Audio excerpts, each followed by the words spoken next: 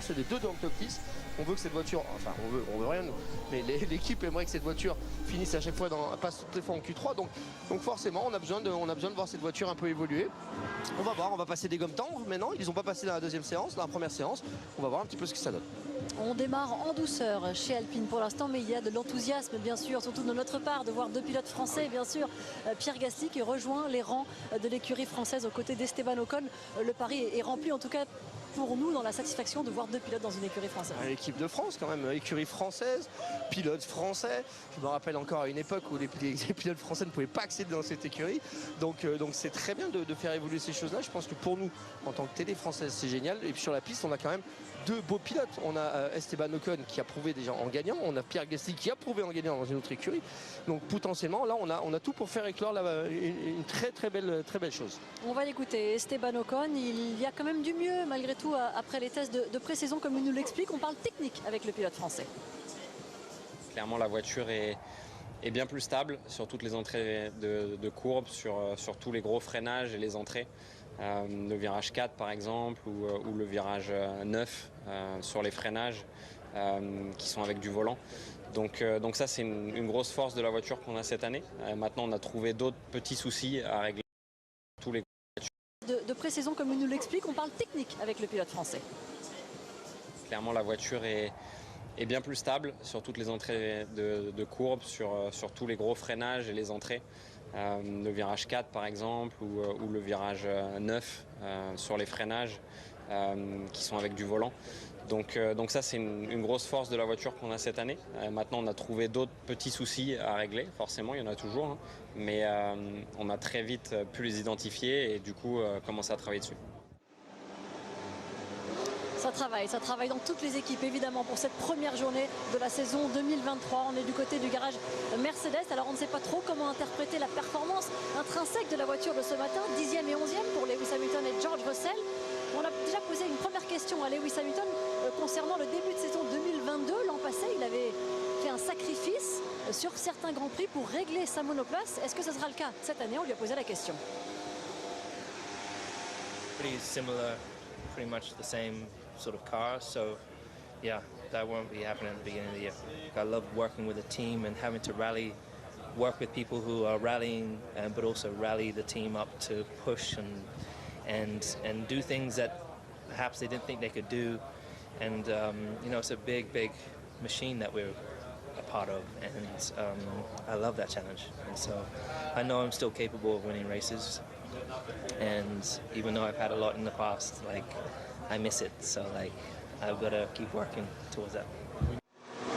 Ah ça on aime le voir avec le sourire, Lewis Hamilton, il a la rage de vaincre bien sûr. Vous savez que parmi les 5 pilotes qui ont déjà franchi le cap des 300 Grands Prix, plus aucun n'a gagné de Grand Prix par la suite. Alors charge à Lewis Hamilton et à Fernando Alonso qui ont tous les deux plus de 300 Grands Prix de nous montrer et de nous prouver le contraire. En tout cas on peut toujours compter sur Lewis Hamilton. Salut à toi Bakary. Ça c'est certain, et puis peut-être qu'il est aussi un peu, on va dire, piqué au vif avec tout le recul qu'on lui connaît par la performance de George Russell en fin de saison, et le seul qui a apporté une victoire à Mercedes l'an passé. Ouais, c'est vrai que c'est George Russell qui a gagné l'année dernière, mais c'est une bonne chose d'avoir un bon équipier à côté. Vous savez, on a toujours la possibilité d'avoir à côté de soi ou un très bon ou un moyen coéquipier. Plus il est bon, plus ça vous pousse en avant. Il est 7e champion du monde, il n'a plus rien à prouver. Aujourd'hui, il a envie de regagner. La voiture n'est pas encore capable de gagner. Ils l'ont bien dit, il faudra au moins 6 courses avant que la voiture puisse vraiment trouver son plein régime. Donc ça leur laisse un petit peu le temps pour développer. Ce matin, il y avait beaucoup de problèmes avec l'aileron arrière. On a enlevé énormément d'appui, il faisait très chaud. On va voir cet après-midi, ça risque de changer, enfin cet après-midi, ce soir, pardon, ça risque de changer un petit peu la donne. On a perdu énormément de degrés sur la piste. Donc en toute logique, ça va donner du grip et de la vitesse aux voitures. Allez, on va voir ce que ça donne pour les Mercedes. On va avancer du côté de chez Ferrari. Ferrari, on a tous les regards Forza aussi tournés vers eux, bien sûr. Forza avec un patron français, le nouveau patron de l'équipe de la Scuderia, Frédéric Vasseur. La performance de ce matin des Ferrari. Alors on a vu une petite excursion hors piste de Carlos Sainz, sans dommage sur la monoplace. Et puis Charles Leclerc, qu'on voit ici en discussion avec Frédéric Vasseur. Charles Leclerc qui est 5e de la première séance d'essai libre. C'est mesuré, que peut-on en dire? On est placé, on est là. Mais pour l'instant, on n'a pas le rythme. Sur un tour, en tous les cas, un tour chrono, avec les bons pneus, on n'est pas vraiment dans le rythme. On s'attendait à ce que ça rentre plutôt dans les 3 premiers. Cet après-midi, ce matin, ça faisait 5. Mais encore une fois, on se retrouve dans les mêmes situations. C'est que cet après-midi, il faisait très chaud. Ce soir, il va faire frais. On est dans des conditions de course maintenant. Donc ça sert à rien de régler une voiture pour l'après-midi avec beaucoup de température.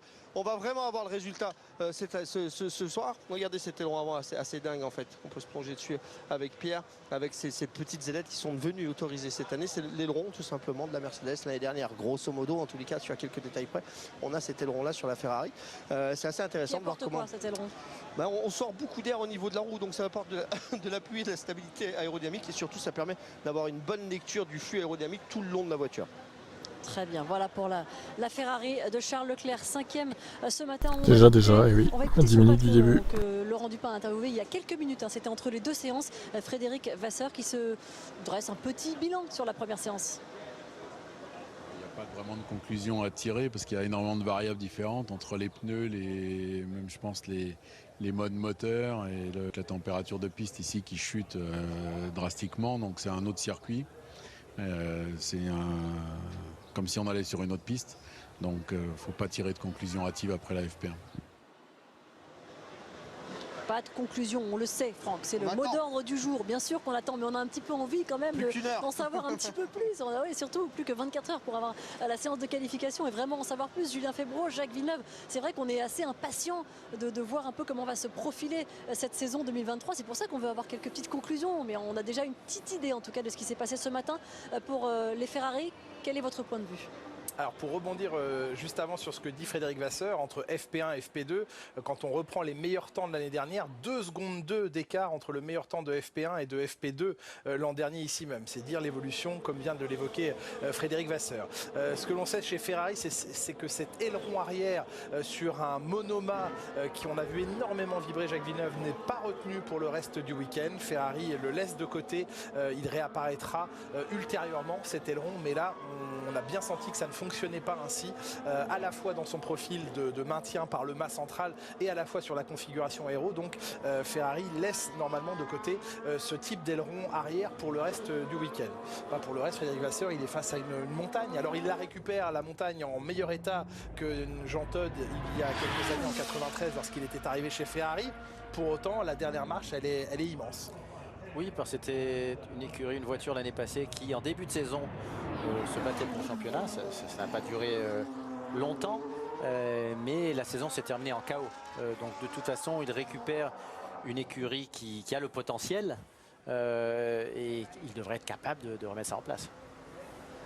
On est toujours dans le box de Charles Leclerc qui va mettre son casque pour prendre le volant de sa monoplace pour cette deuxième séance d'essai libre. Et puis là, on a basculé du côté du garage du double champion du monde, Max Verstappen. Le sourire, toujours, voilà, tout à fait identique à 2022, toujours relax dans son garage à quelques instants de monter dans sa monoplace. En tout cas, les Red Bull ont de quoi sourire, évidemment, puisqu'elles sont premier et troisième chrono de la première séance d'essai libre.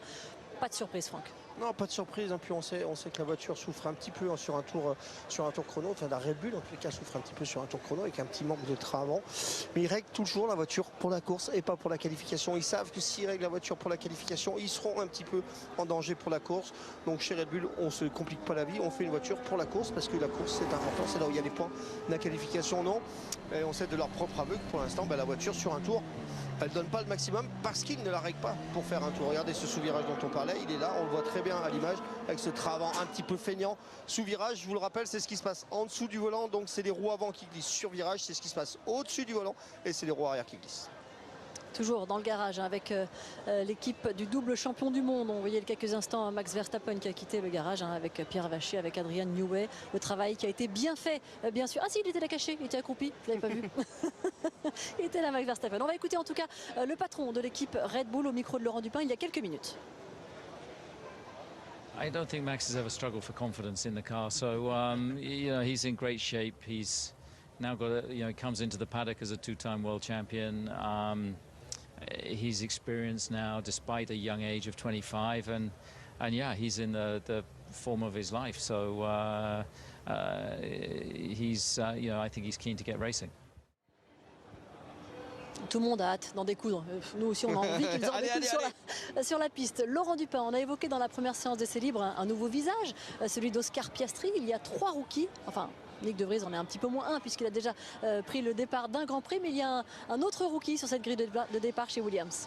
Oui, il est à l'autre bout de votre position, Margot, puisque vous êtes chez Red Bull. On est chez Williams, dans le tout dernier garage, avec ce jeune pilote américain, Logan Sargent, le numéro 2 dans la Williams. Il a 22 ans. L'année dernière, il a terminé 4e du championnat de Formule 2 avec 2 victoires. Puis c'est important d'avoir un Américain en Formule 1. C'est le premier depuis Alex Rossi, qui avait fait 5 Grands Prix en 2015. Mais pour un contrat à temps complet sur l'année, il fallait remonter à Scott Speed dans la Toro Rosso. En 2006, vous savez que la Formule 1 est rentrée dans une phase de conquête du marché américain. Il y aura 3 courses aux États-Unis cette année. Et donc c'est extrêmement important pour la Formule 1 en général et pour l'écurie Williams d'avoir Logan Sargent, qui a encore un petit peu du mal à réaliser que ce week-end, il va disputer son premier Grand Prix de Formule 1. Écoutez-le. Yeah, I mean it is pretty crazy to think I'm in a Thursday, my first race weekend. I'm super excited, to be honest. I feel relatively relaxed. I feel like when I've left no stone unturned, I know I've done everything I can to be prepared for this moment, and just looking forward to taking it one step at a time and enjoying the moment. Et dans le garage d'à côté, un autre débutant, même si vous avez expliqué la nuance, Margot, c'est donc Nyck de Vries qui va disputer son 2e Grand Prix de Formule 1 après sa pige chez Williams à Monza en 2022, qui d'ailleurs lui avait permis de convaincre AlphaTauri de le recruter. Pilote néerlandais de 28 ans, champion de F2 en 2019, de Formule 1 en 2021. Et donc voilà, Margot, c'est le successeur de Pierre Gasly chez AlphaTauri, Nyck de Vries, qui apporte déjà de nouvelles méthodes de travail dans l'équipe italienne. Oui, c'est les petites confidences que vous êtes allé chercher dans le paddock. Effectivement, c'est ce qu'on entend, que les méthodes de travail sont différentes. Il est moins sur le ressenti, le feeling, comme les Pierre Gasly. C'est ça qui a été expliqué. Il est plus dans les données. C'est exactement ça. Il est éduqué à l'école Mercedes. Et chez Mercedes, on travaille avec les data. Vous savez, les ordinateurs, la voiture est blindée de capteurs. Donc, quand les data disent quelque chose, le pilote va avec ça. Il y a 2 façons de faire. Ou vous donnez votre feeling de la voiture, votre sensation, ce qu'on ressent par les fesses et baquets en général dans la voiture, avec des mots simples, et vous allez décrire ça à votre ingénieur. Ou alors, vous utilisez les data. On sait on utilise de toutes les manières les data, hein, mais en deuxième lieu on utilise les data. On sait que pour De Vries, en tous les cas, c'est les data d'abord et le feeling après. Donc on travaille d'abord avec les data, l'ordinateur. S'il y a un problème de courant, ça va être compliqué pour régler la voiture. En tout cas, le feeling des bras lors de son premier Grand Prix à Monza, il n'était pas super, hein, parce que ça avait été une épreuve pour lui. C'est vrai qu'il était arrivé au pied levé, même s'il avait participé à une première séance d'essai libre pour Aston Martin. Il était arrivé au pied levé chez Williams pour remplacer Alex Albon, et il avait beaucoup souffert pour aller au bout de ce Grand Prix, et il avait marqué ses tout premiers points en Formule 1. C'est quand même une super performance. Et le pilote du jour, il avait quand même étonné son monde. Ouais, il avait étonné. C'est un pilote qui est complet. Il a roulé dans beaucoup de catégories. Il a été formé dans les grandes écuries. 3e pilote pour l'écurie Mercedes à l'époque où ils étaient champions du monde. Donc ça aide quand même beaucoup à se développer. Et puis il est arrivé sur un circuit qui est pas plus compliqué que ça, parce qu'il y a peu de virages, donc ça veut dire qu'on peut travailler un petit peu plus facilement pour évoluer et pour se rapprocher de son chef de file. Et là, ça s'était bien passé pour De Vries. Il a gagné son premier point sur son premier Grand Prix, c'est magnifique. On écoute la petite radio lorsqu'il est sorti de sa monoplace à l'arrivée. There you go, Boyo. P9.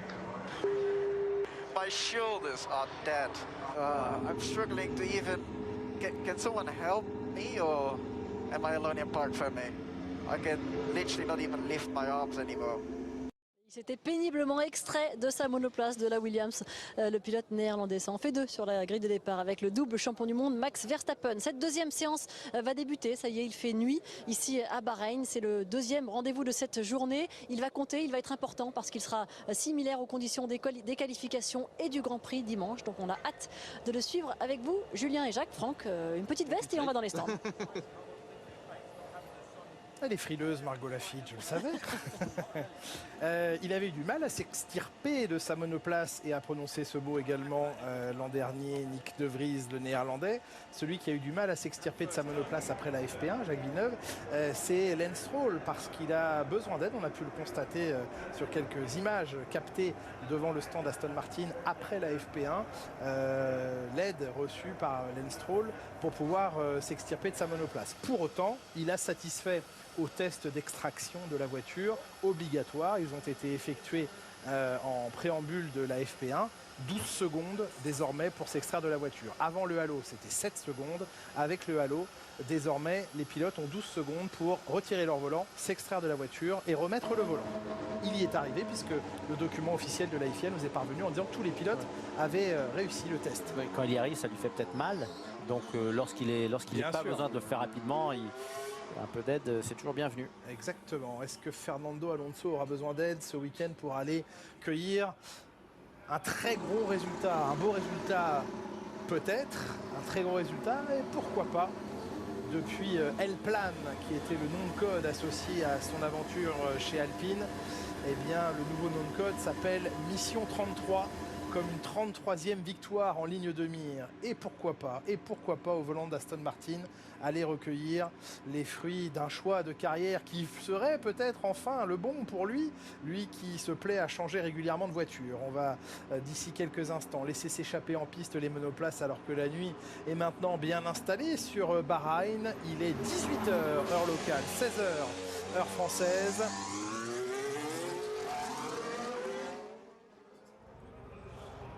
Et le début de cette FP2 beaucoup plus révélatrice des conditions qualif et course.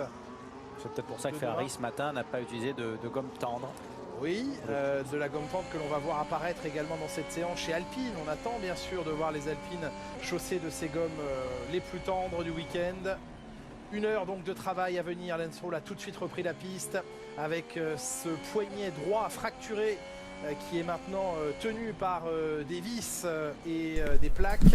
Salut mademoiselle et David, et salut GTI. Le volant de la Formule 1 maintenant, une direction très léger, avec une direction assistée très forte. Donc ça nous permet de pouvoir piloter malgré peut-être des petites douleurs.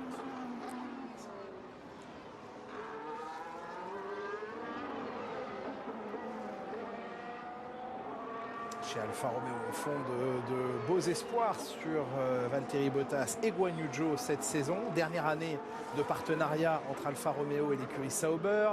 Audi, vous le savez, s'engagera aux côtés de Sauber à compter de 2026, à racheter une partie minoritaire de l'écurie. On parlait l'hiver dernier d'un rachat à 75% de Sauber. C'est dans un premier temps, en tout cas, un rachat minoritaire de Audi, de part de Sauber, et certainement un investissement dès l'an prochain, même si Audi n'apparaîtra en tant qu'écurie qu'à compter de 2026. Il va falloir préparer du côté de Neubourg le moteur Audi qui propulsera la voiture en 2026 et donner certainement de l'aide, fournir de l'aide à l'écurie Sauber avant même 2026.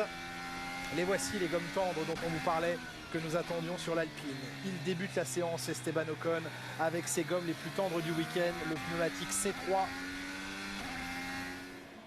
Qui n'est pas une gomme super tendre, c'est milieu de gamme chez... Il reste 2 crans de tendreté supplémentaires que l'on verra apparaître plus tard cette saison. Dès le prochain Grand Prix en Arabie Saoudite et en Australie, on ira vers un cran de tendreté supplémentaire puisque ce seront les C2, C3 et C4 sur les 2 prochains Grands Prix de cette saison. Les frottements des patins en tungstène sous la voiture d'Esteban Ocon et ce premier tour lancé, gomme tendre. Allez, il est important ce chrono pour rassurer les supporters de la marque, pour rassurer Alpine tout simplement. On rappelle que ce matin, le meilleur temps réalisé par Esteban Ocon était en 1:35.105, mais dans des conditions totalement différentes. 27 degrés au sol maintenant. On a perdu 13 degrés de température au sol. Oui, l'air ambiant, c'est légèrement différent. C'est 4 degrés, c'est pas énorme. Mais oui, c'est vrai que c'est sur l'asphalte que ça change beaucoup. Allez, un premier secteur en 29.5 pour Esteban Ocon.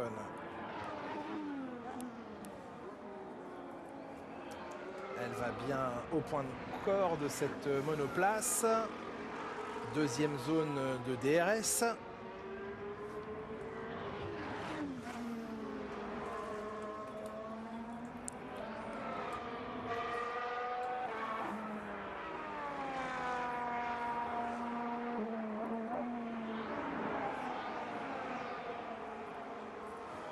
La redescente maintenant vers les 2 derniers virages de ce circuit, les virages 14 et 15. Une petite aspiration peut-être offerte par Lewis Hamilton avant le franchissement de la ligne. le déclenchement du DRS 80 mètres plus loin cette année que l'an dernier. Et un peu d'aspi offerte par la Mercedes, une belle aspi même. Allez, un meilleur temps en 1:32,415, c'est déjà le meilleur temps, toutes séances confondues. Il a eu de la speed dans la ligne droite de redescente et jusqu'à la ligne d'arrivée, ça a bien aidé. Ça a aidé. Sainz est en avance sur les secteurs d'Esteban Ocon. C'est lui qui avait l'aileron qui bougeait ce matin, entre lui et Leclerc, je crois. Les deux avaient le même aileron, mais celui sur lequel on a vu l'aileron bouger, il me semblait que c'était Leclerc, mais peut-être sur Carlos Sainz. C'était une Ferrari. Ça c'est sûr. Carlos Sainz, meilleur temps, une demi-seconde quasiment, devant Esteban Ocon, 31,956. Pierre Gasly maintenant plus rapide également qu'Esteban Ocon en 1:32,3. Salut la tour et Johan, c'est sur Canal Plus Sport, oui. Ouais. Les deux Alpines très proches en chrono, hein. 1:32,368 pour Pierre Gasly, 1:32,415 pour Esteban Ocon. Pierre Gasly.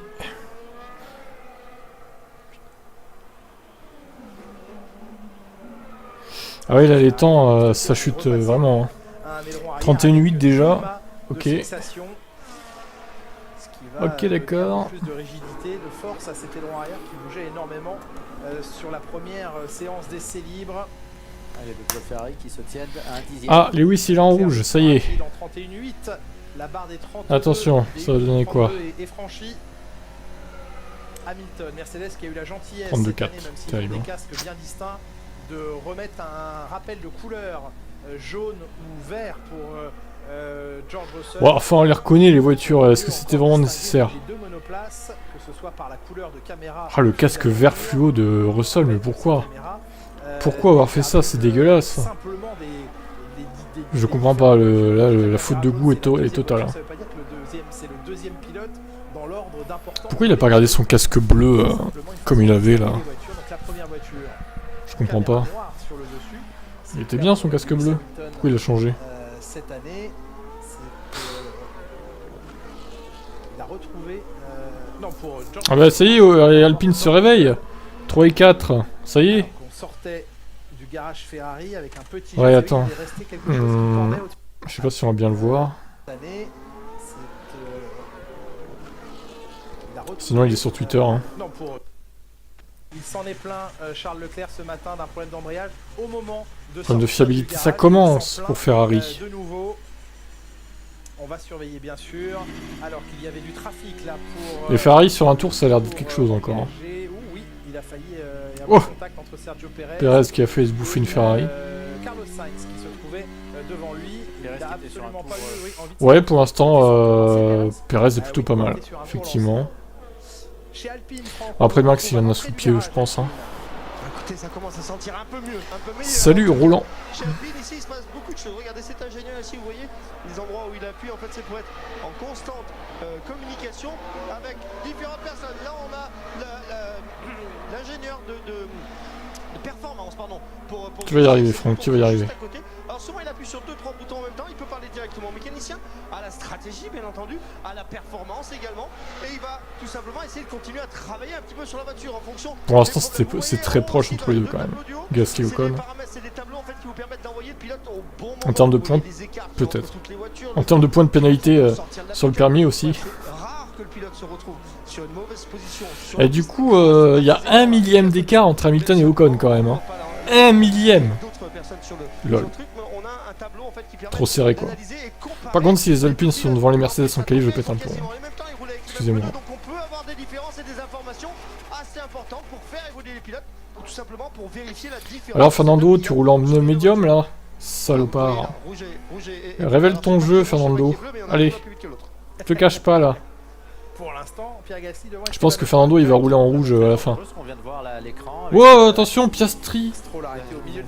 Qu'est-ce qu'il fout au milieu de la piste, Stroll en même temps là?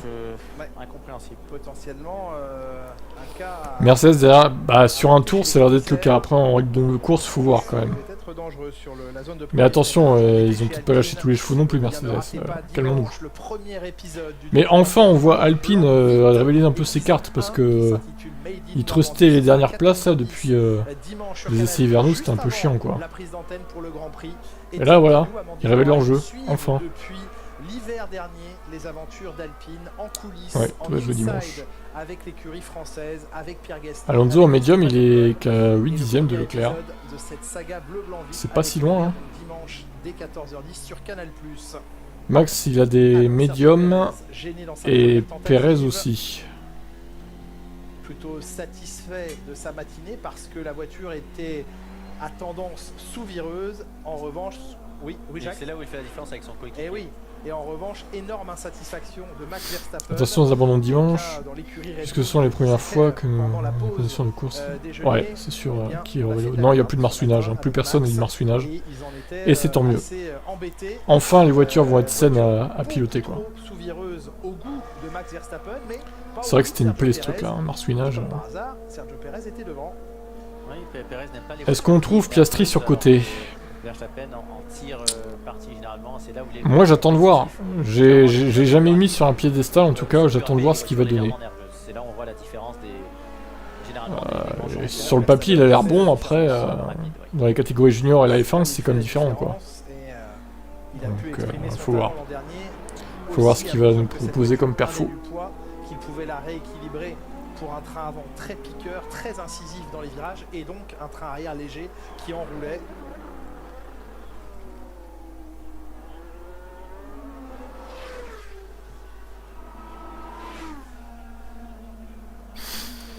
Ouais. Après... Le plus rapide également des essais hivernaux. On verra, hein. En même temps, ça va pas être simple pour lui. Il y a quand même Norris qui est pas mauvais à ses côtés. Et puis surtout, il a une voiture de merde. Donc, bon, pour Piastri, il arrive dans des conditions difficiles, quoi. Après, c'est là qu'on verra s'il est bon ou pas, quoi. Hein, tout simplement. Alors, Perez. Non, on a encore rien vu de personne. Les médias ont l'air d'en savoir plus que nous à l'heure actuelle. Mais on ne sait pas vraiment quel est le rythme des uns et des autres. Ce n'est pas une très bonne piste pour les essais. C'est difficile de drapeau jaune. Ici où on se trouve par rapport aux autres. Drapeau jaune. Allô. Qu'est-ce qui se passe? Ah, c'est bon. Oh, c'est une McLaren qui est allée tout droit. Oui, bien sûr. C'est mon objectif. McLaren, c'est les chicanes mobiles, hein, ça vraiment. va être le prochain pas que j'effectuerai. Ah, c'était Piastri, d'accord. Sergio Perez, difficile hein, d'être le coéquipier d'un pilote comme Max Verstappen. Bah, As,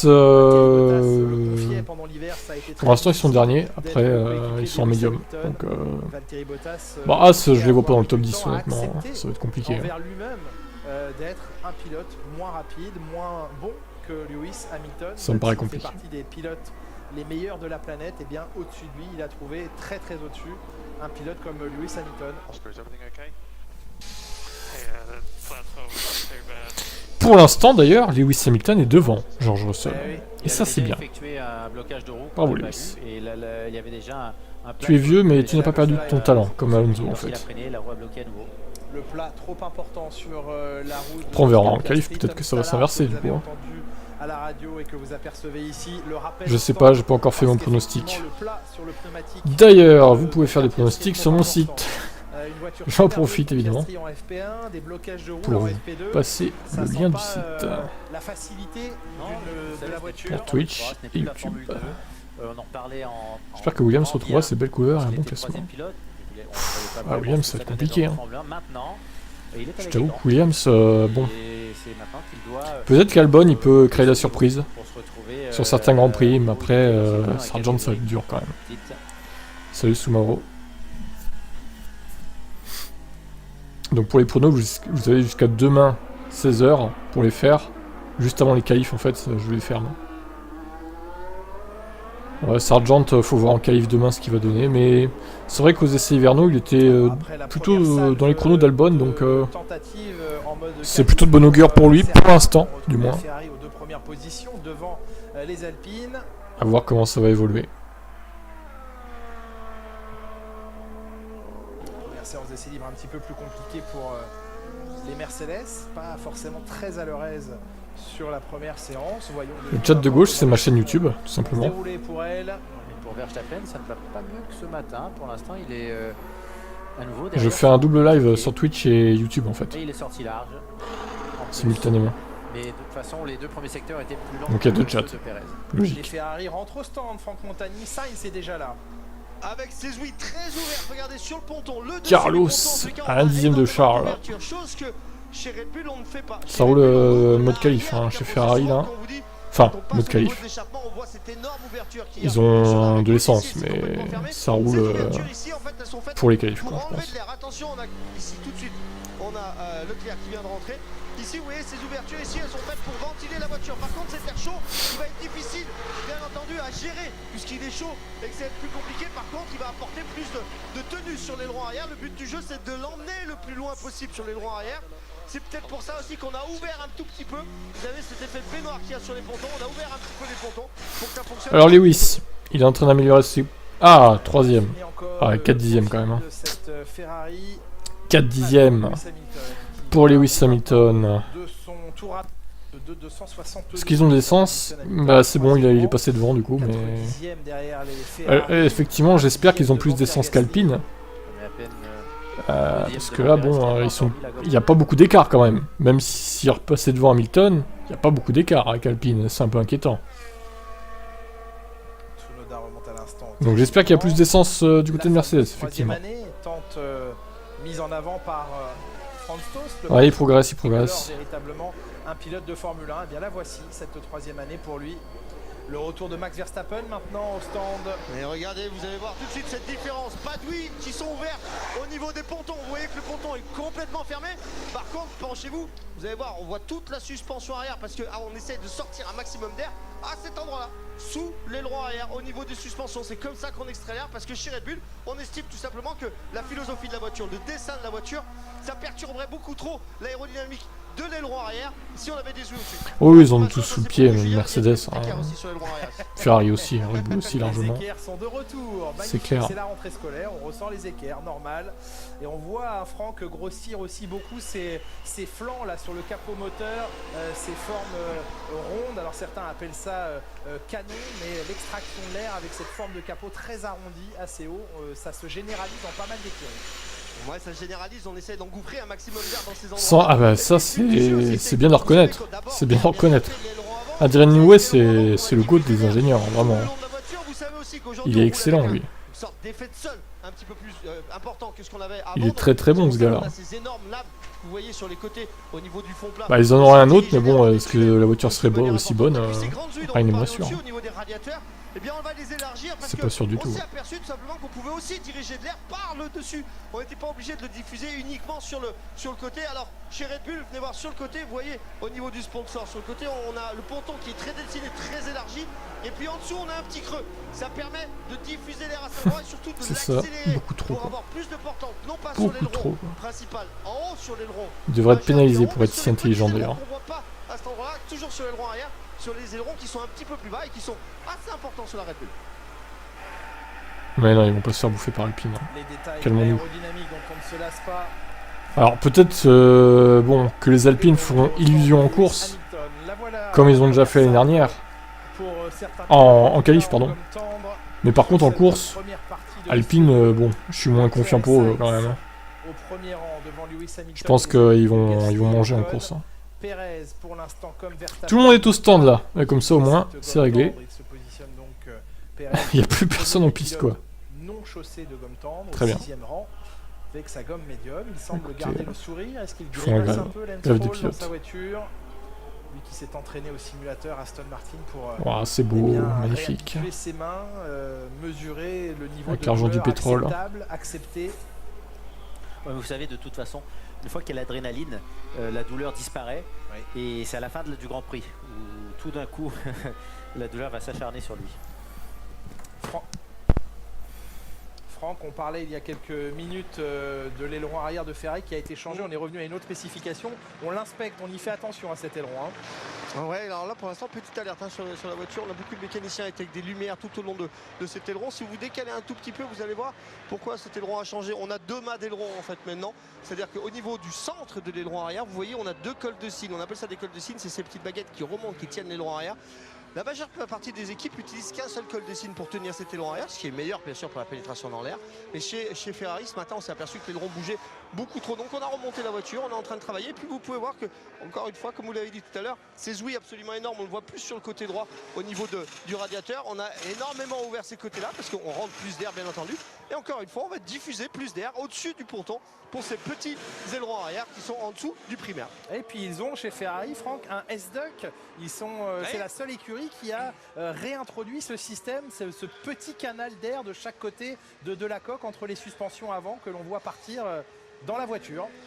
Ouais, exactement, on a deux petites ouïes sur les côtés qui vont ouvrir et qui vont permettre de rentrer un petit peu d'air dans la voiture. C'est des S-Duck, comme vous l'avez dit, il y a très peu d'écuries qui l'utilisent, donc il n'y a même que celle-là qui l'utilise. C'est plutôt rare de les voir en ce moment, on en a vu beaucoup avant, vous voyez, c'est juste sous le numéro 16 là que ça démarre. C'est un petit peu particulier de les voir sur la Ferrari parce que c'était pas une équipe qui les utilisait souvent par le passé.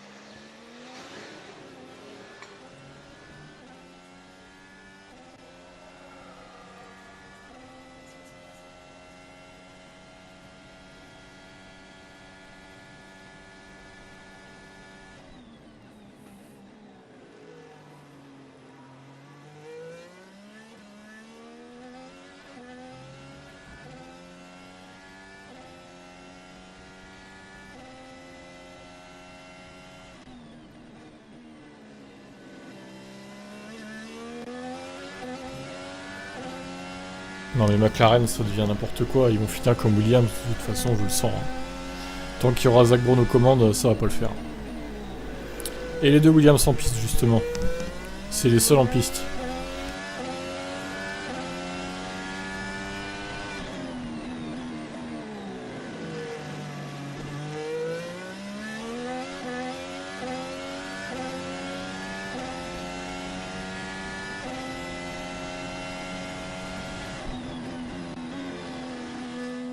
On la sent légère hein, depuis le casque de Logan Sargent, cette voiture en mode qualif, cette Williams.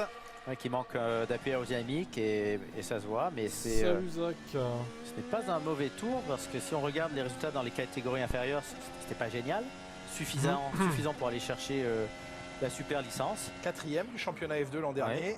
Ouais. Mais peut-être qu'on verra tout son talent. Et Sainz qui est reparti en piste. Plus les voitures sont grosses et puissantes, meilleurs ils sont. La dernière fois que nous avions vu un pilote américain en Formule 1, c'était en 2015. Le pilote américain Alexander Rossi, ce visage, vous le connaissez et vous le connaissiez chez Mercedes, celui de James Bowles qui a repris donc les commandes de l'écurie Williams.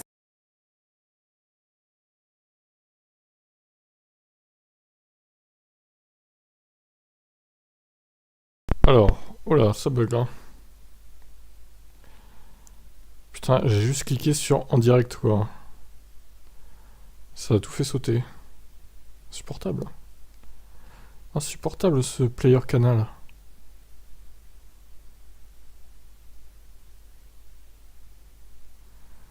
Oh là là. Ou alors c'est ma connexion qui déconne. Non, ça a l'air d'aller pourtant. Qui attend James Bowles avec un rôle. Il y a le bon qui passe P6. Beaucoup plus large, beaucoup plus étendu, éloigné un peu plus de la voiture aussi. Ouais, c'est le player qui déconne. De la technique. Même en qualité dégueulasse, c'est quoi ça? Là, mais c'est pas si mal. Ouais, franchement, vous abonnez pas au canal, hein. Ça vaut pas le coup. Hein. Regardez la qualité dégueulasse.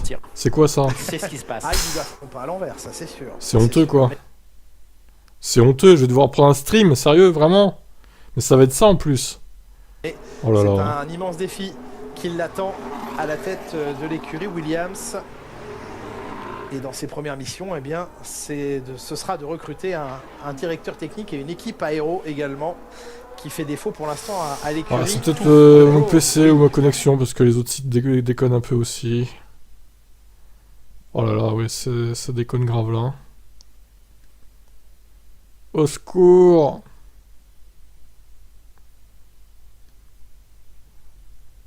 Ah mais c'est Firefox, 3 Go il prend de mémoire vive. Mais va te faire enculer Firefox. C'est insupportable. Allez, je quitte Firefox. Attendez, je relance. Non, c'est pas le player, hein. J'ai été mauvaise langue. Je pense... Je sais pas, j'ai pas l'appli moi F1. Je sais pas. Je pense que non, mais je suis pas sûr. À vérifier. À vérifier, à vérifier. Ah, bon, on relance. C'est que des essais, mais bon.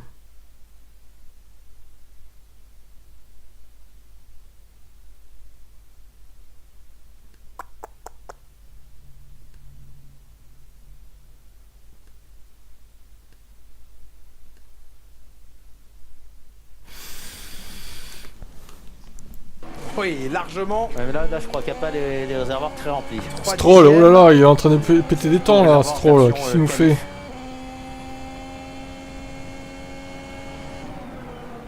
Il va aller chercher le meilleur temps, Lance Stroll, même s'il y a un peu de sous-virage dans le dernier virage. Attention. Ça sert à rien, faut arrêter. Voilà. 1:30. Ah oui, le meilleur temps il est pour lui, 1:31. Je pensais qu'il allait faire mieux, mais... Meilleur temps pour Lance Regardez Lance Stroll. C'est Christian Horner hein, qui plaide pour la suppression des essais hivernaux.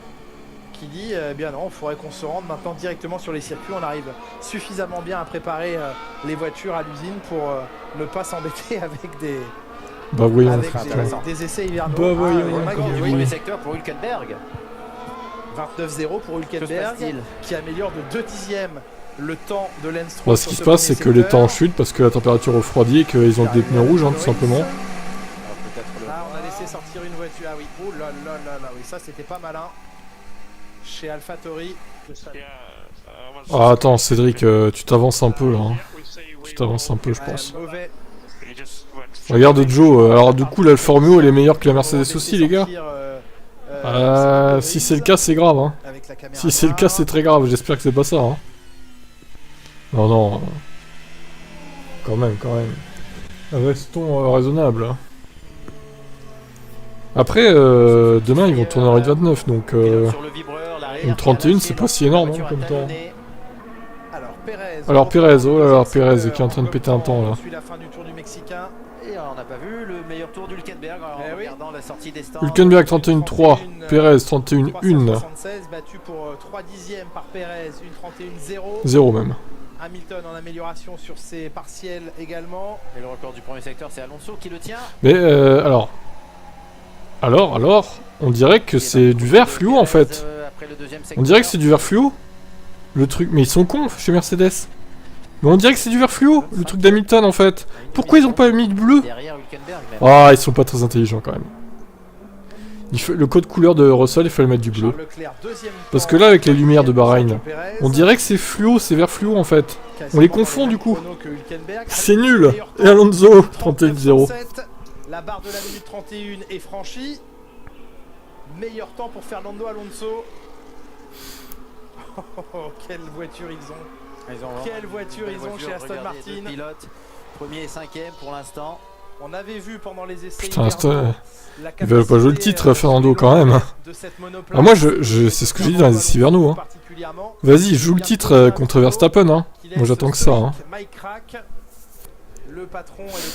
Et là, ils seront plus trop potes, je pense. Bizarrement. Ils doivent être victoire Aston Martin cette saison. Ils doivent être quand même bien contents de voir le 1:30 posé. Ça n'est qu'un chrono de FP2, mais c'est un sacré chrono de FP2. Oui, et Alpine est content de l'avoir laissé partir. Sûrement pas, mais ça c'est une autre histoire, un autre temps. Le temps a passé. Premier et cinquième les pilotes Aston Martin entre Pérez, Leclerc et Hülkenberg. Le revenant Nico Hülkenberg.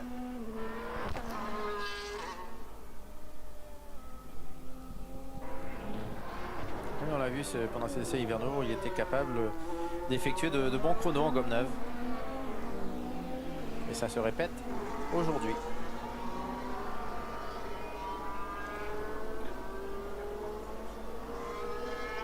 Alors, Max Verstappen, dont on va suivre ce tour avec une amélioration secteur 1 personnel.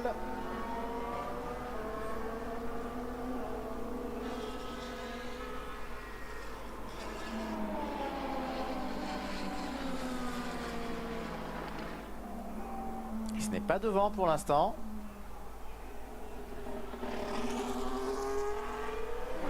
Encore un virage.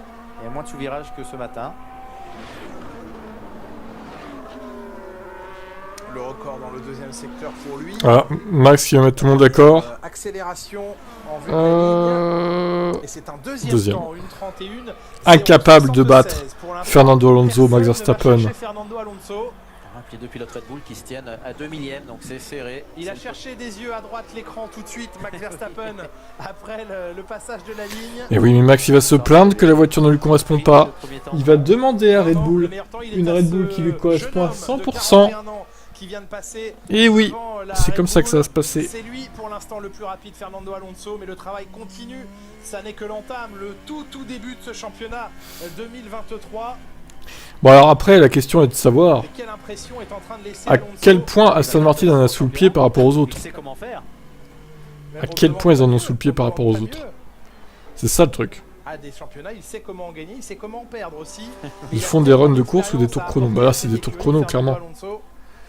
Vu les pneus tendres, c'est des chronos, des tours chrono là. Pour vous demander votre avis sur ce meilleur temps provisoire, c'est provisoire, il reste une demi-heure, mais c'est le meilleur temps d'Alonso. Forcément, je trouve ça génial. Ouais, Mercedes c'est un peu loin, bon. Après, encore une fois, à quel point ils en ont sous le pied aussi, je sais pas. On a un Fernando Alonso, 41 ans, qui fait pas toujours les bons choix stratégiques, qui cette année a fait un choix parfait d'aller chez Aston Martin. Il est sorti d'Alpine, ça s'est bien passé, ils font 4ème du championnat du monde. Là il est chez Aston Martin, première séance d'essai, enfin deuxième séance d'essai. Boum, premier temps, Verstappen, Perez, Leclerc, tout cela, ça va piquer comme tu dis, oui. Ça va piquer fortement. Allez, change de sujet, on passe sur la Mercedes. Bon, après Mercedes ils vont évoluer, ils ont des ressources quand même.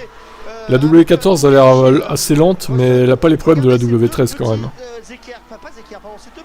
Elle a l'air plus saine à conduire, donc plus saine à évoluer je pense. Bah c'est faible, non, pourquoi ça serait faible comme temps GTI? Alors qu'est-ce que ça serait un temps rapide pour toi du coup? C'est la question que je te pose. Tu crois qu'il tourne en 1:25 ou... Je sais pas.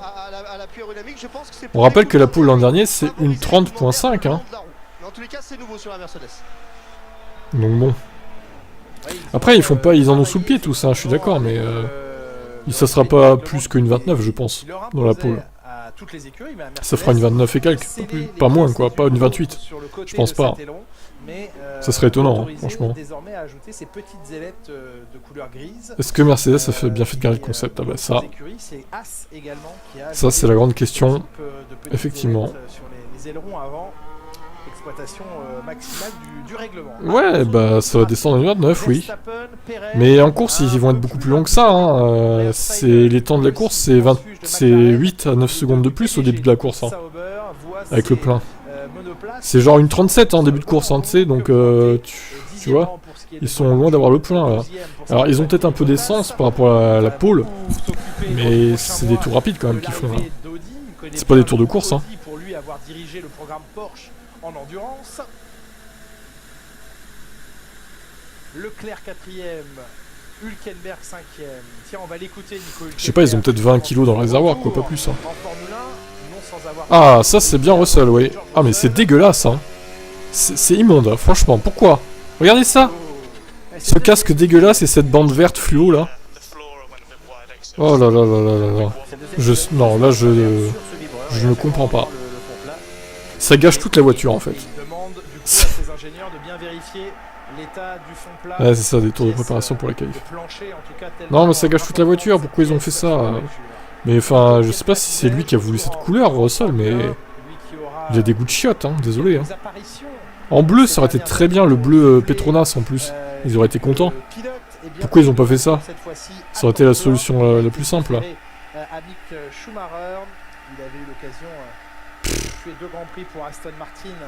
Le jaune fluo encore d'Hamilton, bon, c'est spécial mais ça va, mais ça non, non, c'est non. Une bataille Alonso Max, ça sera un truc de fou. Ouais, je veux voir ça effectivement. Ça serait rigolo. Par contre là, ce serait du clash, hein, je pense. Il serait plus pote. Chanceux, heureux d'être de retour ici, d'avoir pu revenir. Il l'a personnalisé, bah c'est une personnalisation de merde. Hein. Il n'y a jamais eu de garantie. C'est ça, Zach, franchement. Bien sûr, les courses auxquelles j'ai participé ont pu contribuer. On dirait qu'on a gerbé sur son casque et sur son halo, quoi. Prouver ce que je valais, montrer c'est immonde. le niveau de performance que j'étais encore capable de délivrer. Donc je suis très heureux d'être de retour. Ça gâche toute la voiture pour moi. Jacques Villeneuve qui prend les choses comme Le bleu de Petronas turquoise là, avec un casque comme ça et une bande sur le halo, ça aurait été bien, je pense. C'est toujours le cas des pilotes qui. Ça aurait été bien. Mais bon, ils ont pas fait ce choix-là, tant pis pour eux. C'est moche, c'est moche. Leur place en F1, là ils se rendent compte combien c'est génial. La Formule 1, quel métier magnifique c'est. Tu penses que le concept 0 pour tour va fonctionner, mais le plafond de performance soit plus bas que plus conventionnel. Tu penses du coup qu'il va marcher moins que prévu en fait, grosso modo. Ouais, possiblement. C'est bien probable. Ouais, carrément ça. Celui à Lewis, il est jaune fluo, avec une bande pareille, jaune fluo. Ça passe un peu mieux quoi. Et le vert fluo. Alors on va essayer de se tourner un tout petit peu sur le côté, regardez, si on monte un peu la caméra, vous avez l'aileron principal en haut, et essayez de regarder un tout petit peu en bas, juste à côté de l'échappement, on a ce deuxième aileron qui est en bas, qui est ultra important pour la Formule 1. Et bien ce petit boudin peut permettre d'amener un petit peu plus d'air sur cet endroit-là. Un petit boudin, dis donc, c'est comme ça que vous l'appelez. Un petit boudin. J'ai pas trouvé mieux, j'ai les baignoires et les boudins pour l'instant. Ah, les petits boudins, d'accord, très bien, on prend, c'est mignon. Merci Franck. Vous parliez d'Hülkenberg. Oui. Je me demande qui. Vous parlez de petits boudins, vous parlez du Hülkenberg. Total. Qui As va ramener par le futur, par c'est l'équipe qui nous ramène toujours les pilotes improbables. Et bah pourquoi pas vous, Jacques, puisque vous êtes de retour en compétition. Oh non, c'est bon. Année, en championnat du monde d'endurance. On remarque qu'il nous emmerderait plus aux commentaires comme ça. Depuis votre test de l'Alpine, vous êtes inarrêtable. On est heureux de vous retrouver au volant. Jacques Villeneuve cette année, hein, mais vous êtes inarrêtable. Vous êtes inarrêtable. Aller tenter la triple couronne, c'est important. C'est le rêve. C'est important. Le rêve, absolument. En tout cas, Jacques Villeneuve, eh bien, cette année, on est heureux de vous retrouver aux commentaires sur Canal+, comme depuis 10 ans.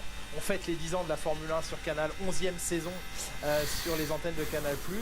Vous serez de retour en compétition cette année, Jacques Villeneuve.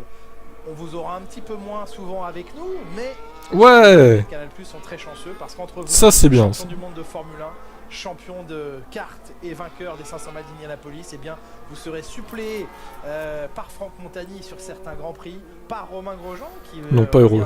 Tu n'es pas content que Jacques Villeneuve parte? Tu es fan de Jacques Villeneuve?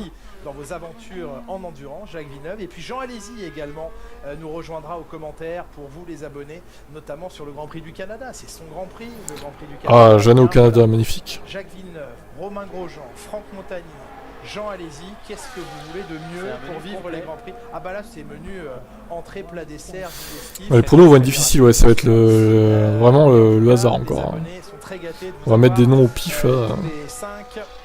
Ça va être vraiment au petit bonheur la chance. Vous êtes le 5e. Il y en aura peut-être un, c'est parce que j'en ai un 5e en tête, mais on n'a pas le droit de le dire pour l'instant. Donc c'est en cours de négociation. Je vous le dirai au creux de l'oreille après, il n'y a pas de souci. Ouais, il y a un pilote qui va commenter.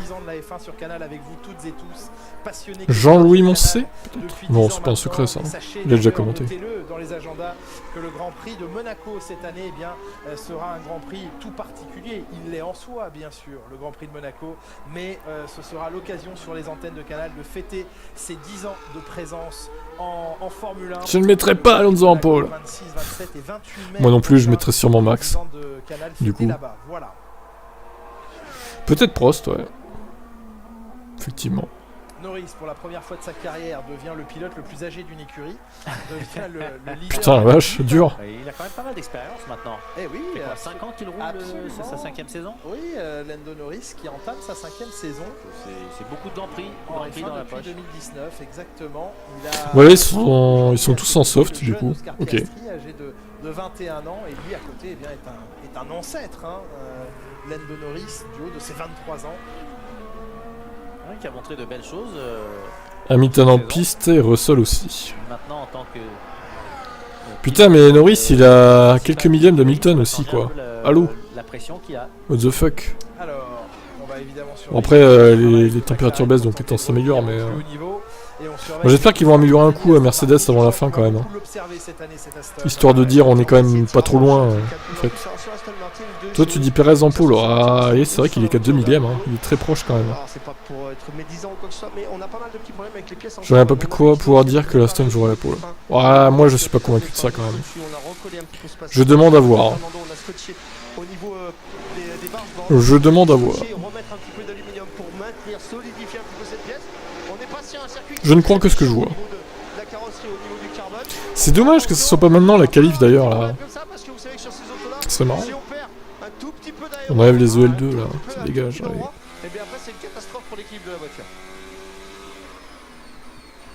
Merci Franck. Au même moment, le blocage de roue de Logan Sargent qui préfère ouvrir un petit peu plus large à la sortie du virage numéro 10. Ouais, moi aussi je veux, mais bon, s'ils y arrivent pas, ils y arrivent pas. Hein. Après, ils ont peut-être, comme vous avez dit, certains d'entre vous dans les commentaires, quand tu commences mal une nouvelle réglementation, en général, c'est compliqué de revenir derrière. Hein. Ça met du temps. Hein. Au final, regardez combien de temps ça a mis pour Red Bull, pour revenir au niveau de Mercedes. Dans les années 2010, là, enfin, dans les années 2014 plus du coup. Vous avez vu le temps que ça a mis pour eux de revenir? J'espère que ce sera moins long pour Mercedes, hein, en vrai. Sinon, bah, Hamilton, il n'aura plus aucune victoire, plus aucun titre. Dur, hein. Si c'était maintenant, je suis pas sûr que Mercedes ira en Q3. Bah... Ouais, ouais c'est ça.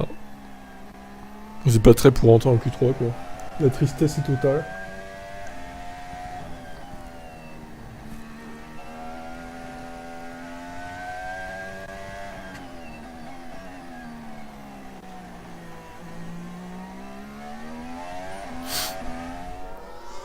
Ah, il reste 19 minutes dans ce Free Practice 2. Donc de remercier en tout cas de mettre sur la touche Iñaki Rueda qui était à la tête de la stratégie jusqu'ici. Oh mince, quelle perte pour Ferrari. Il reste membre de Ferrari mais va garder un rôle sportif. Ils auraient dû faire une place avec des pontons.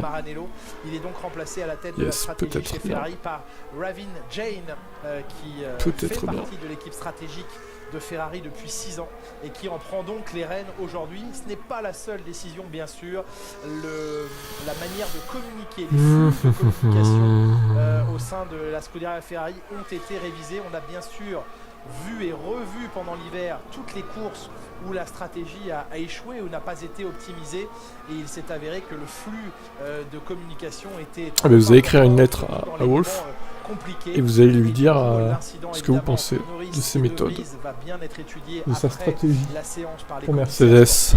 Il y a un gros ego chez Mercedes qui semble ne pas vouloir copier les autres. Ouais, ouais, il y a ça aussi. Hein. Il y a un gros ego, ils se disent vas-y, notre concept va marcher, c'est sûr, on continue avec, c'est bon. C'est un peu ça, ouais. Quand il faut prendre une décision rapide, ça devient ingérable. Écoutez justement. Ouais, ils ont ça de prévu apparemment. Apparemment. Est-ce que c'est vraiment vrai?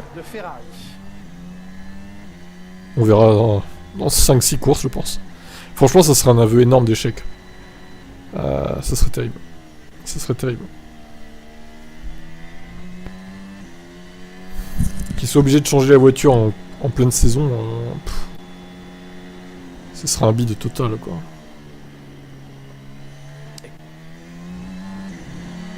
Et comme on ne voulait pas se priver de cette caméra embarquée, mais c'est pas impossible. On a attendu un petit peu pour écouter Frédéric Vasseur. On l'écoutera d'ici quelques instants, le français. On en profite.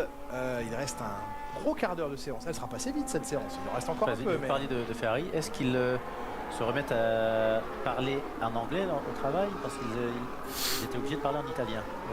Ça portait parfois à confusion. Ce qui est certain, c'est que dans les radios, la langue obligatoire est l'anglais.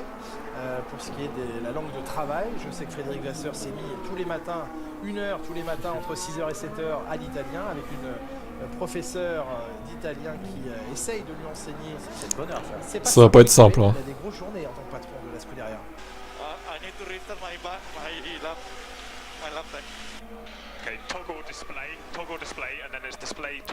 Je supporterai pas d'écouter encore la néerlandais cette saison. Ouais, bah je coupe le son quand c'est comme ça. Hein. S'emmerde pas, on coupe le son et puis voilà quoi. Ouais, Pérez qui voulait semble-t-il réinitialiser un chrono, peut-être un chrono référence, et qui doit lui-même là rentrer dans les menus de son écran pour... Allez, il faut bidouiller la voiture, Sergio. Il n'a pas vraiment envie de s'occuper de ça à 300 km/h. Ça fait beaucoup de choses à changer. Et Fernando Alonso qui se rate. Dans cette zone qui déleste beaucoup. Sous pression de la Red Bull. Rester sans performance, c'est bête. Non, il n'y a que les idiots qui changent pas d'avis, comme on dit, c'est vrai. Après, ils ont peut-être des données que nous on n'a pas, mais c'est même sûr. Mais ouais. Après, nous, du côté des fans, effectivement, on n'a pas toutes les données, on comprend pas pourquoi ils font ça en fait. Si ça marche pas au final, on va leur faire confiance, mais bon, je crains encore que cette saison soit compliquée pour Mercedes. Ouais. Des bonnes surprises de cette FP2. Après, ils ont eu leur temps. Hein, voilà. C'est des cycles, malheureusement. Faut pas se plaindre parce qu'au final, ils ont quand même dominé de nombreuses saisons. Hein. C'est rare, hein, quand même, de dominer autant. Hein. Donc, en tant que fan, c'est bien qu'ils aient eu ça, quand même. Cette période de domination. Bon, ils ont même eu un bonus d'1 an, finalement, grâce au Covid. Où ils ont pu engranger des victoires supplémentaires. Et ils ont failli engranger un titre supplémentaire. Si Sir Lewis Hamilton n'avait pas été volé en 2021. Hein. Aussi. Je me dis que s'ils insistent sur le 0 pour tous, c'est qu'ils savent qu'ils peuvent en dégager de la performance. Ouais, ouais. Encore faut-il y arriver, quoi. Il nous a piégé, Franck Montagny, parce que le 27... Putain, ouais. Ah, c'est devant Mercedes. L'horreur totale, quoi. C'est bien le numéro 20, Kevin. Hülkenberg P5 et Magnussen 16ème seulement. Il y a peut-être un problème du côté de Magnussen, c'est pas normal que c'est aussi loin. C'est pas trop normal. Alors si en plus cette Aston Martin a vraiment le rythme de course qu'elle a laissé entrevoir à Bahreïn la semaine dernière pendant les tests. Alors Stroll il se prend combien? 5 dixièmes par Alonso? Ouais, c'est pas si loin, hein, ça va. Enfin, c'est beaucoup, mais vu qu'il a raté les essais hivernaux quand même, c'est pas si ridicule, quoi. Et Alonso ne lâchera pas le morceau. Cliff qui y croit pour Mercedes. Il acceptera pas de ne pas avoir les... Newton doit être zaf, cette expression. Peut-être qu'il est zaf, effectivement. Alonso a-t-il de quoi se battre? En tout cas, l'affamé Alonso nous donne aussi de l'appétit quand on voit son chrono référence. Ouais, bon, on avait dit ça l'année dernière aussi, à Abbeville, mais... Du coup, ils ont pas remonté au final. À part une victoire à la fin, mais au Brésil. Oui, mais Stroll, là, il est en médium, mais son tour rapide, il l'a fait en soft, du coup. Comme tout le monde. Hein.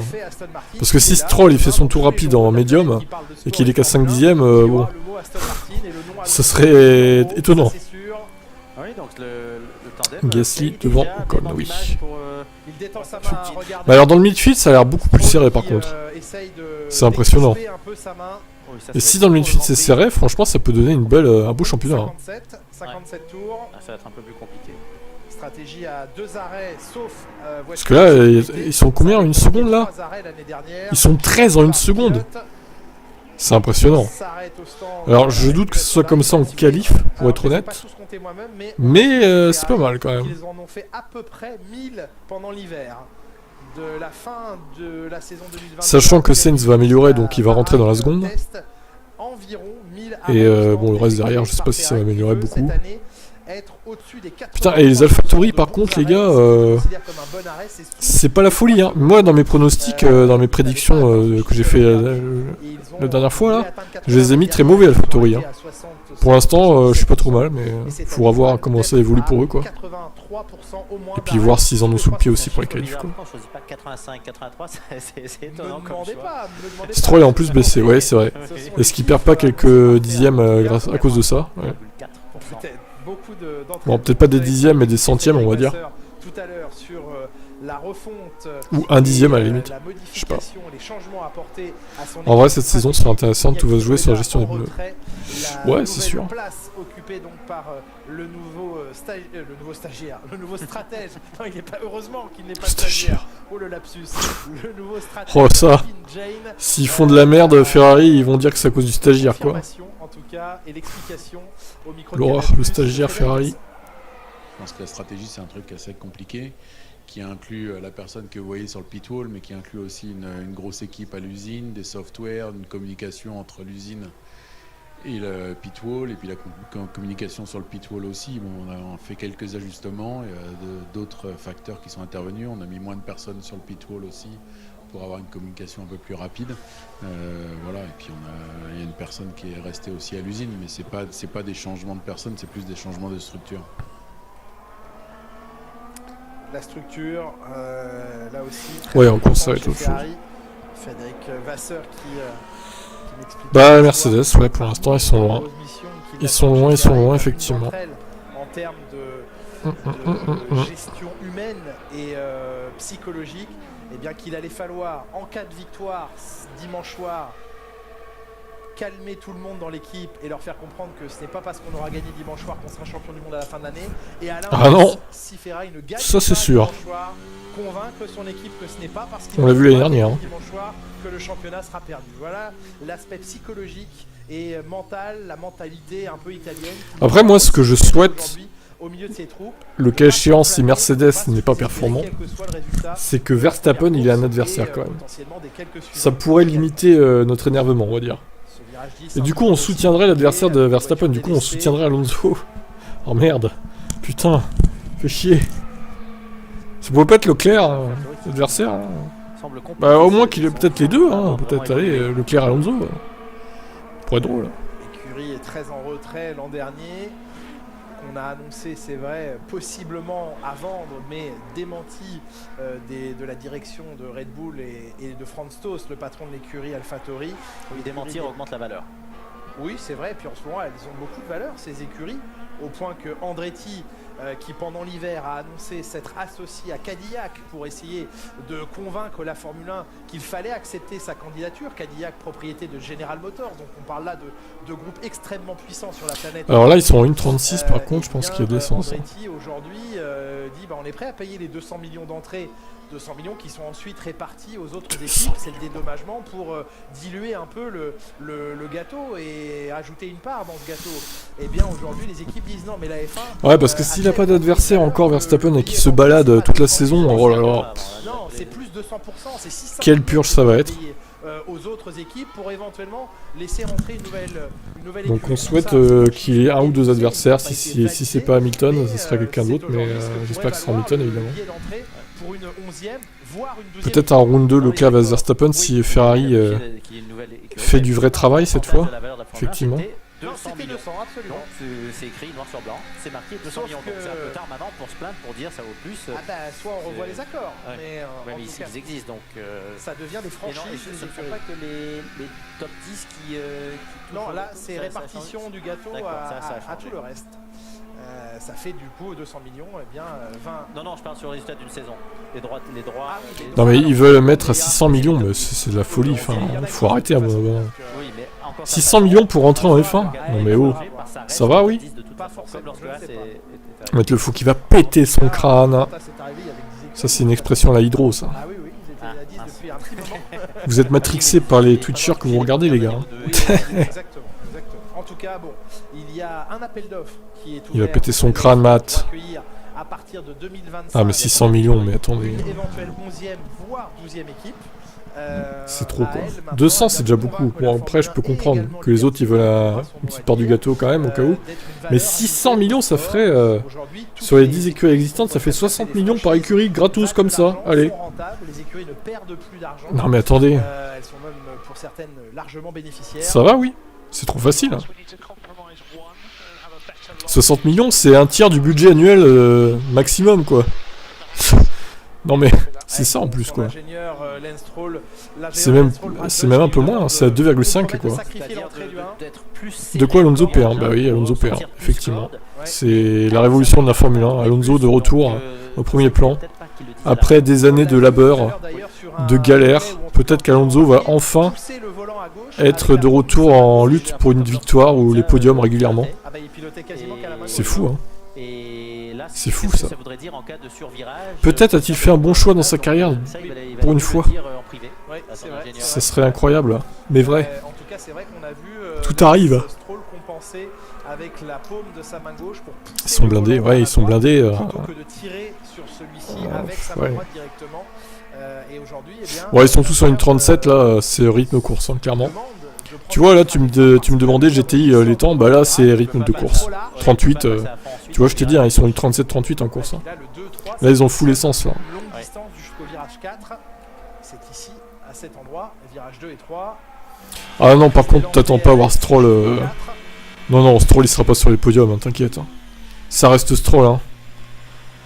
Faut doser, les gars. Hein. Stroll, c'est pas un top pilote, hein. C'est pas comme Perez, par exemple, qui ferait des podiums régulièrement. Même si tu mets Stroll dans une Red Bull, honnêtement, il fait moins bien que Perez, hein. C'est sûr, hein. J'en suis convaincu, moi. Vettel doit avoir le seum. J'avoue, Vettel, il est parti un an trop tôt, en fait. Alors qu'il aurait pu partir, au final, sur une bonne saison, 2023. Imaginez, il aurait fait équipe avec Alonso, ça aurait été incroyable.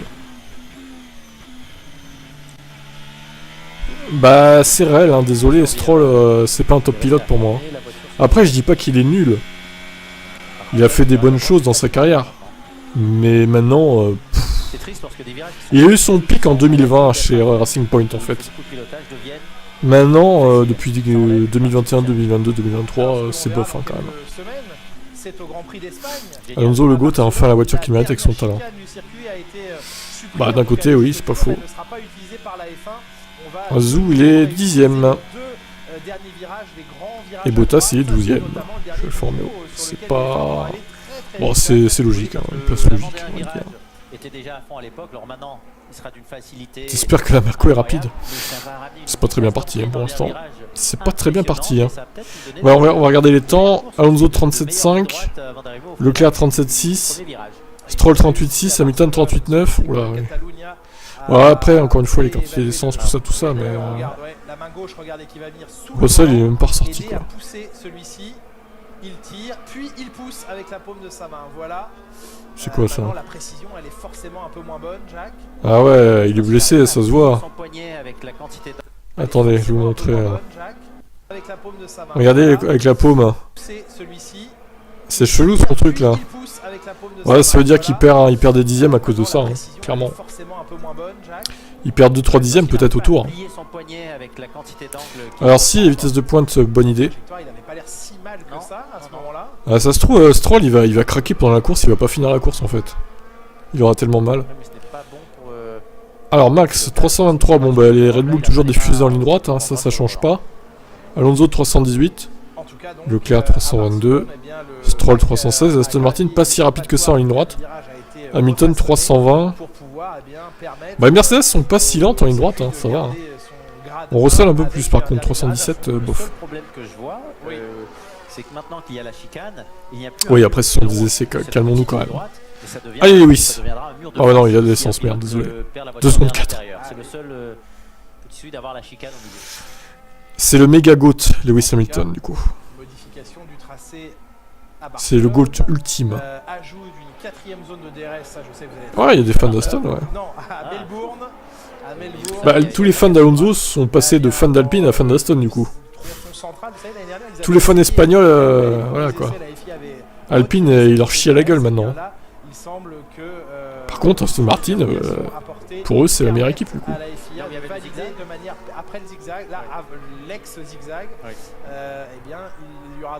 Salut Joseph. Tu arrives à la fin de cette séance. Et toi, t'es pour qui en fait, Exerto là? J'arrive pas à savoir pour qui t'es, toi. T'es pour Max ou pour Alonso du coup? Même lorsqu'on évoque avec ceux qui dessinent les règlements. Déjà, t'es pas pour Hamilton, c'est sûr. Il doit être pour Alonso du coup. Même après 2025, le but est d'alléger ces voitures et d'en réduire la taille. Moins de largeur, un petit peu moins de longueur et gagner du poids. Bon, après, chacun son avis. Hein. En tout cas, les stats ne parlent pas pour Alonso. Hein. Et les stats ne mentent jamais, monsieur.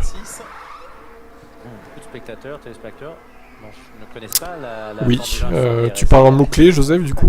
Charles. Oui, d'accord. Salut type de retour. Pourquoi un point d'interrogation? Est-ce que je suis vraiment parti en fait? Je suis jamais parti moi. J'ai toujours été là les gars. C'est vous qui étiez pas là.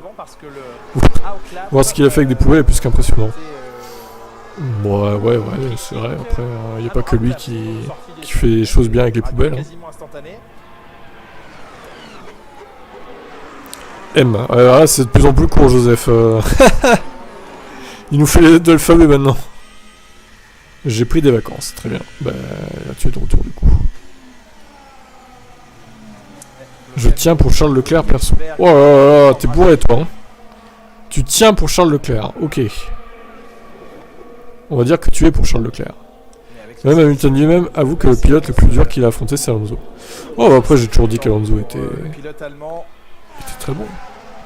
La dernière minute, qui va voir, tu n'aimes pas Max, Xerto? Bah, au moins, on est d'accord là-dessus. Et venir, s'il le souhaite, effectuer une procédure de départ ensuite. Vive Hamilton. Oui, le fameux pilote Lewis Hamilton.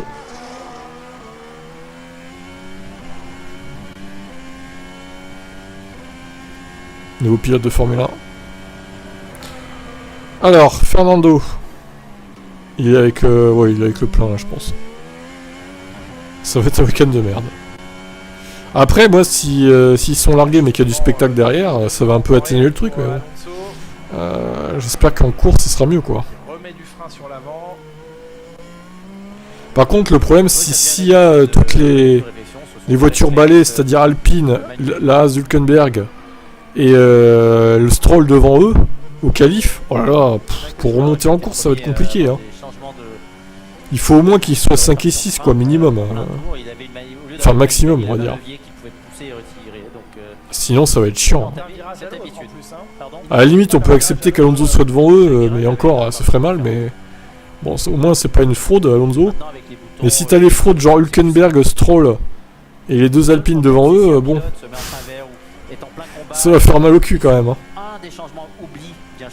Pour pas te mentir, dès que je vois... Ah, voilà, ça c'est bien, Xerto. Cool. Restez vigilant, l'équilibre de frein. Ouah.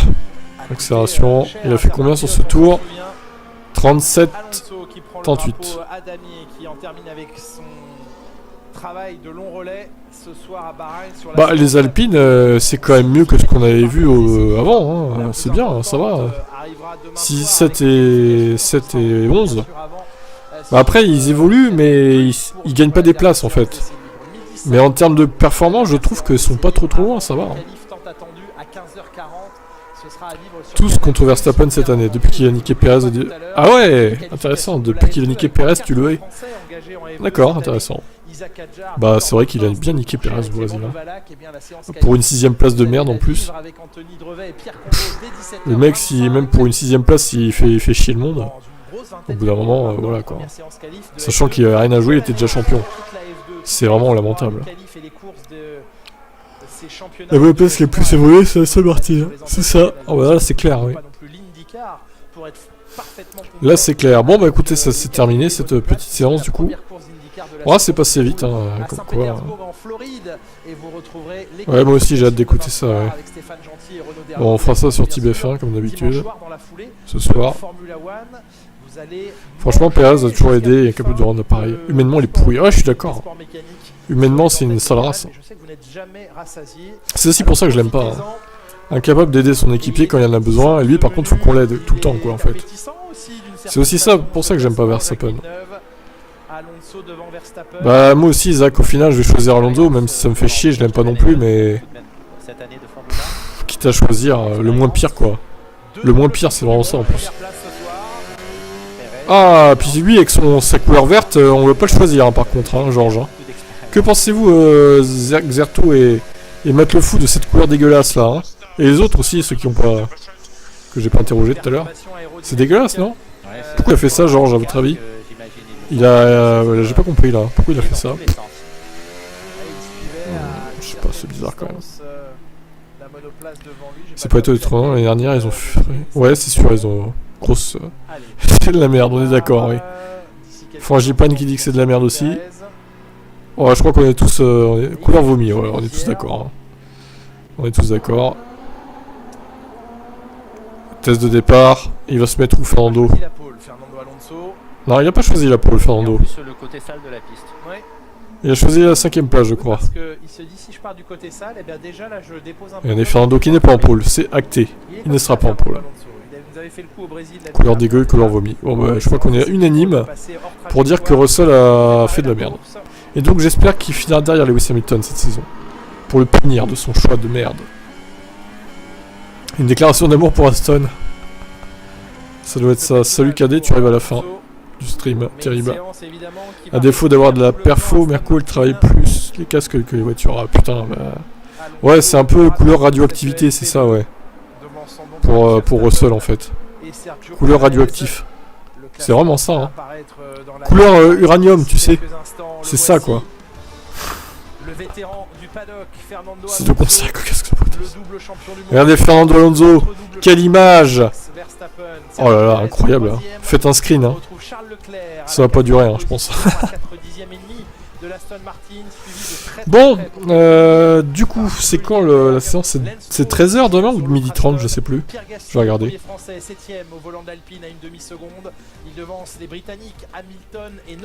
Je vais regarder ça. C'est 12h30 demain, comme oui, comme aujourd'hui en fait. Et c'est la même heure les qualifs, 16h. Très bien, bah écoutez, on se donne rendez-vous demain pour le prochain live à 12h30. Il n'y aura pas de live ce soir. Et puis voilà quoi. Demain Marco, il était de 360 km/h. Ça serait étonnant. Pourquoi pas, hein, mais... Bon allez, j'espère que ça va pas durer, Alonso il m'énerve déjà. Bon allez, je vous laisse moi, je vous dis à demain à l'heure 12h30 donc, comme aujourd'hui, pour les essais 3. Pour les essais 3 qui sont pas hyper passionnants je pense, mais bon, faut quand même les faire. Mais la séance 2 était pas mal, hein. Il y a eu des surprises. Allez, ciao, à demain, bonne fin de soirée.